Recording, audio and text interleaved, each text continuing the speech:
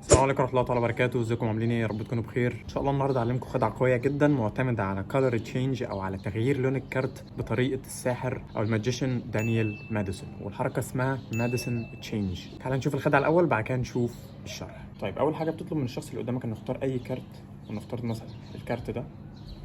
بعد كده تقول له حطه في نص الكروت زي ما انتم شايفين اهو. ممكن تلخبط بكذا شكل. تمام اهو. ودلوقتي هطلع اي كارت عشوائي، هقول له هل ده كارتك او لا. فمثلا في الحاله دي هيقول لي لا مش كارتي. اقول له تمام، الكارت ده بالراحه هنا اهو. اعمل بس كده يتحول لكارت الشخص. جاهزين نشوف الشرح؟ يلا بينا. قبل ما اوريك الشرح مش عايزك غير انك تعمل لايك للفيديو وتشترك في القناه لو انت لسه ما اشتركتش، وتفعل زرار الجرس علشان يوصلك الفيديوهات الجديده باستمرار، وتعمل لي فولو على فيسبوك وتيك توك وانستجرام. عشان ما اطولش عليكم يلا نشوف الشرح. اول حاجه بتطلب من الشخص اللي قدامك انه يختار اي كارت. طبعا بعد ما تفنط الكوتشينه مش فارقه، سواء انت تفنطها او الشخص يفنطها مش هتفرق.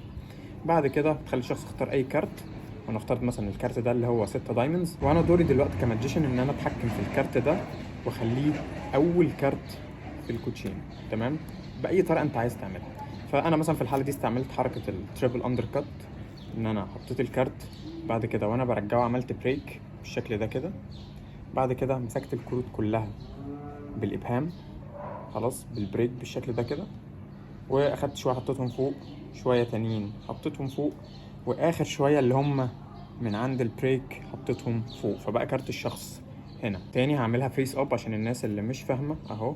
عملت بريك، قسمت شويه حطيتهم فوق، شويه تانيين حطيتهم فوق، وجيت على اخر حبه حطيتهم فوق، فبقى الكارت اول كارت. بعد كده بقول للشخص بص، انا حاسس ان الكارت بتاعك في الحته دي تقريبا هو الكارت ده، هو ده. فيقول لك لا مش هو. فانا في الحاله دي بعمل بريك على اول كارت اللي هو كارت الشخص بالشكل ده، واحط الكارت ده فوقيه، وباجي بصابع السبابه في ايدي اليمين، احط ايدي هنا على الكورنر واتاكد ان انا ماسك الكروت بالشكل ده، الابهام هنا، السبابه هنا، وثلاث صوابع بالشكل دول. خلاص، يعني صابعين فوق وصابع الخنصر تحت الكارتين. بعد كده بعمل كده،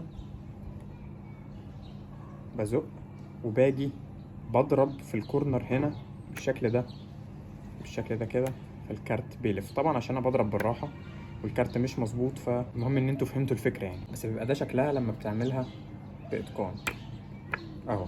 تاني بتطلب من الشخص انه يختار اي كارت، ونفترض مثلا اختار الكارت ده اللي هو 4 كلوبس. حطها فوق، بعد كده بلخبط اهو.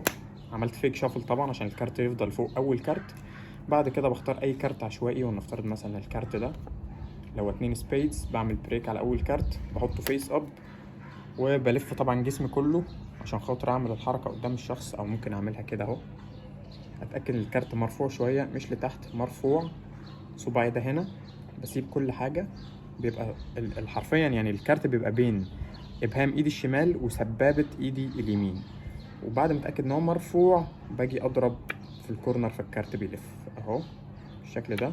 بضرب فالكارت بيلف. طبعا لازم تتدرب عليها كتير جدا قبل ما تعملها على اي شخص. والحل هنا انك تتدرب قدام مرايه او تصور نفسك فيديو عشان تقدر تقيم الحاله بتاعتك وتفضل تتدرب عليها لحد ما تتقنها. ما تستعجلش خالص انك تتقنها، ممكن تعملها، ممكن تظبط معاك بعد يوم، بعد 2، بعد اسبوع، بتختلف طبعا. فاهم حاجه ما تيأسش وتدرب على الخدع كويس قبل ما تجربها على حد عشان خاطر ما تفشيش السر غصب عنك. وبس كده، ده كان نهايه الفيديو، ودي كانت شرح الخدعه. ما تنساش تاني تعمل لايك للفيديو وسبسكرايب في القناه لو انت لسه ما اشتركتش. ما تنساش تعمل لي فولو على انستجرام وفيسبوك وتيك توك. بحبكم جدا، واكتبوا لي تحت في الكومنتات ايه رايكم في الخدعه وعايزيني اتكلم عن ايه الفتره الجايه. شكرا ليكم، سلام عليكم.